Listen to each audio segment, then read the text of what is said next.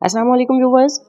پاکستان کے معروف سینئر اداکار اور پروڈیوسر طارق جمیل پراچا آج 70 سال کی عمر میں انتقال کر گئے۔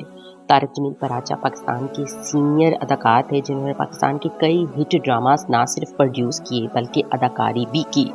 ان کے انتقال کی خبر سب سے پہلے اداکار عمران اسلم نے شیئر کی، جس کے بعد فیصل قریشی اور دانش نواز نے بتایا۔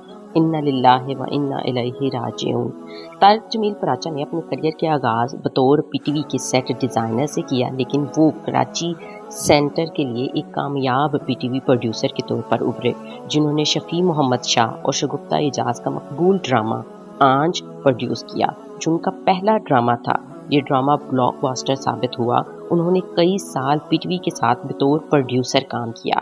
اس وقت وہ پاکستانی ڈراموں میں کامیابی سے پرفارم کر رہے تھے اور ان کے مقبول ڈرامے دل مومن، سات ماپ میں، پیا نام کا دیا اور اورا اور محبت چوری میں تھے۔ ان کے انتقال کی خبر افسوسناک ہے۔ اللہ پاک ان کے درجات بلند فرمائے اور انہیں جنت الفردوس میں جگہ عطا فرمائے، آمین۔